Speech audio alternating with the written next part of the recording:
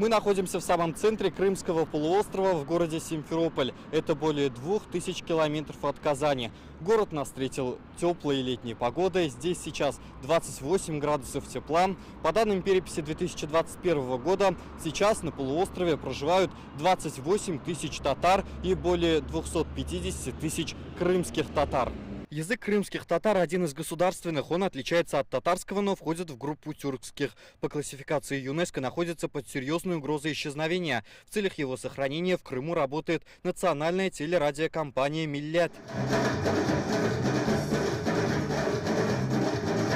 Канал начал вещание в сентябре 2015 года. Вещание круглосуточное. 82% эфира на крымско-татарском языке. Сегодня с работой журналистов ознакомился Василь Шейхразиев. Ему рассказали, здесь выходят передачи о жизни народа, его обычаях, культуре и истории, документальные фильмы. Каждое утро крымчан приветствует программа «Мираба Саба», что означает «Здравствуй, утро». Цель наших утренних передач, естественно, дать настроение нашему народу с утра пораньше, как говорится, вступить в ногу со временем и дать им позитив на весь день и, может быть, на всю неделю. 5 раз в день в эфир выходят получасовые новости на крымско-татарском языке. Работают 10 корреспондентов. В подписке каждого репортажа звучат слова «Миллятищен» для нашего народа. Единственный крымско-татарский телеканал, наш полуостров, это многообразие не только культур, но и, в принципе, народности, которые здесь проживают. Поэтому действительно очень важно и интересно нести в мир, нести в Россию первоочередно то, что мы один большой народ, который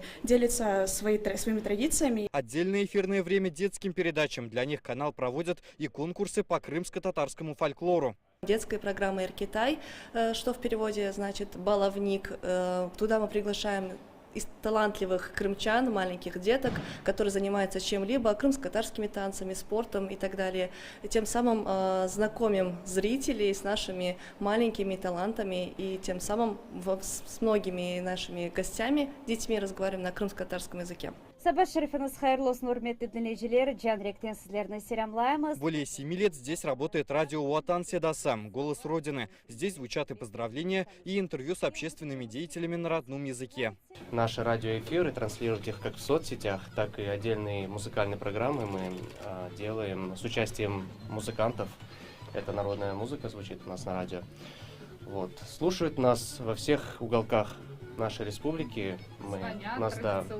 У нас очень хорошо налажена взаимосвязь с нашими слушателями. Недавно студию радиовещания оснастили камерами, как на Болгар радиоса в Казани. Теперь крымчане могут не только слушать, но и следить за радиоэфиром в онлайн-режиме. Василь Шейхразиев рассказал, как работает холдинг ТНВ. Как отмечают местные, наши телерадиокомпании сближают и стремление сохранить национальную идентичность. Сегодня стоят непростые задачи, но очень надеемся, что мы определенную часть вопросов закрываем, решаем. И вот еще раз хотела бы поблагодарить наших гостей, уважаемых. На самом деле чувствуется такой обмен опытом. И вот во время экскурсии были даны такие определенные советы, мы обязательно к ним прислушаемся. И есть вот такое чувство локтя, ощущается, что мы действительно две братские республики. Большая профессиональная команда делает эти новости во имя жителей этого региона, гостей, и дают ту информацию, в котором есть объективность,